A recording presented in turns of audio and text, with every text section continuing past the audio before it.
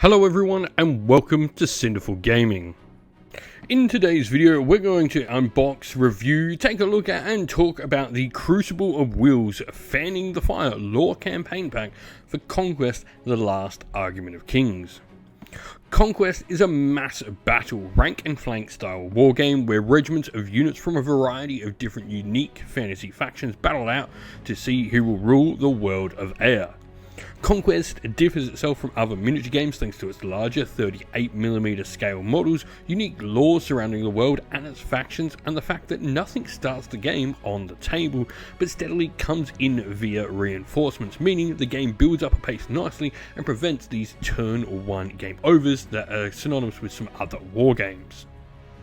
Big thanks to Parabellum Wargames today, who have made this video possible with their fantastic support.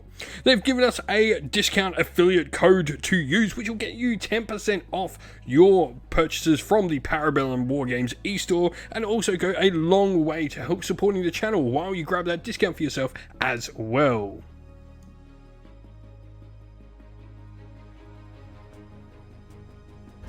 And so here we have the lore campaign pack for the Crucible of Wills Fanning the Fire, the City States vs Sorcerer Kings box set. Now, first of all, what's really cool, you notice on the front here, you do get a STL terrain discount code to unlock the terrain for both of these factions, which you can print on a 3D printer or find one of the many people who are printing this for you to go grab as well. Conquest website, I believe, has a link to all their affiliated printing services if you don't have a printer for yourself. But you can get a discount code if you have a printer or got a friend that has a printer. This will help you get you the terrain, which is cool, first of all. But let's take a crack into it. It is a relatively small box set, but these are mostly for like the narrative style of gaming. And so the first thing you get in it is your lore campaign pack, a cool little rulebook here. And this is going to have a bunch of different stuff in here. So first of all, you can actually see a bunch of the terrain you're going to get inside the STL packs and stuff that come. And so we've got like setting the stage, the Sky PC Indrak, we look at the different characters, we look at the different regiments and items, and then go through the campaign scenarios, each part of it, how the campaign sort of works, and all of that, which is really, really cool. Now, setting the stage, what's really cool here, you got these QR codes down the bottom where you can learn more about the featured faction and read the 2 Living World Prelude story arcs as well, which I really like. The fact that this can just link you up to the website, give you an idea of the story you're playing. I mean, because that's what these are all about. Like, these are for the story, like the main part of this that you want to have a look at.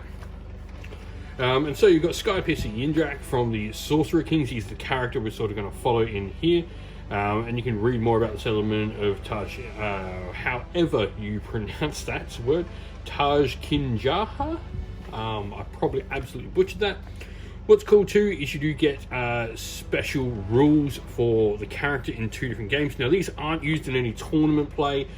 They are just for either the campaign or friendly games. You've got, you know, the Last Argument of Kings rules and a set of First Blood rules, which is really cool. A map of sort of where you're fighting, which is cool. But importantly, obviously, you're going to get there of Placentia the Gorgon, our sort of Medusa lady. She's got the same thing with 2 sets of rules for her as well. And then we're going to like storied regiments. So we've got a bunch of different units that obviously have special rules in this. For this one, we've got a Rakshasa Bakasura. That's a named one, and you've also got a second Rakshasa Bakasura. Oh no, it's the same dude, he's empowered. So as he sort of grows in stature throughout the campaign, I'm assuming, I haven't actually played through this campaign yet, hopefully we can get the forces here and get these sort of campaigns running. We then have some cool rules for the Shimmering Guard of the Rajakur, and then some Windborn Jinn as well. Now, on to the city-states, we have a special named Talos, the Arbalaster Sentinel. We then have some Agma and Minotaur Tharians as well. Now, storied items are going to be special artifacts and stuff we can get for the army as well.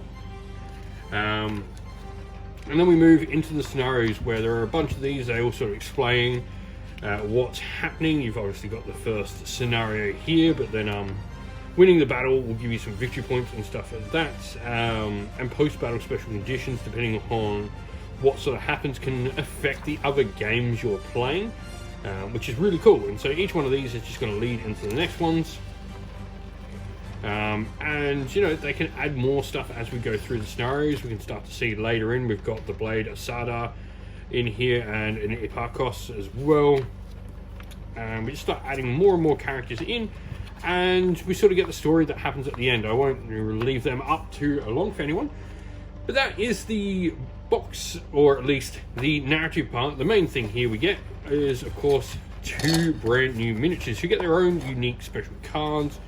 These are really nice, and these could just, I guess, in the tournament setting, be used as their likeness. I mean, he's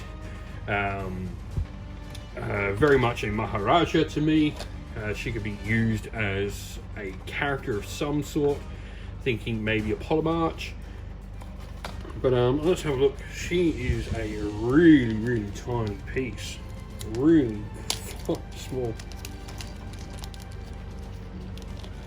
Let's have a look at her. As you can see, same as always with Conquest. A little bit of flash, but you know, easy cleaned up. Especially on their resin, I find a lot of their flash comes off really easily. So you could just get a paintbrush, dry brush, normally get most of it off. But really finely detailed resin minis. That shield I want to have a look at in here because that looks amazing. Where is it? Come here, shield. Her shield looks absolutely stunning. See that there?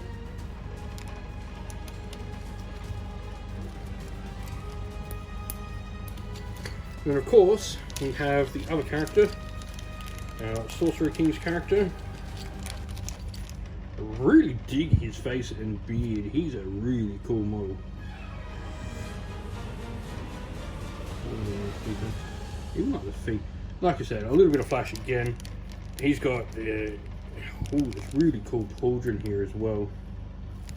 Really nice miniatures. Conquest really has been just going from strength to strength on the miniature department, and that is everything that's inside the box set. You know, you get your 2 characters, you get your little narrative campaign. If I had to say one thing about these, I wish they would say, maybe on the box set or on the website, more about what exact units you need. I couldn't find anything that said until I've opened the box and had a look at what I need. But what do you think of these campaign packs? Do you like the idea of like these little narrative campaigns, a couple of unique miniatures to run a story for? Going like hard in on these narrative campaign packs where maybe, you know, other games sort of try to base them too much in the normal sort of play in like the, and make them work for both settings, where I think separating them here from a competitive setting is probably my preferred way to go. But I'd love to hear your thoughts on what you think about it. Let us know down in the comments below. We hope that this video was helpful in getting you started with Conquest: The Last Argument of Kings, and that it was able to give you some ideas and inspiration to start your own force in the game. If you have any other questions at all, please comment down below.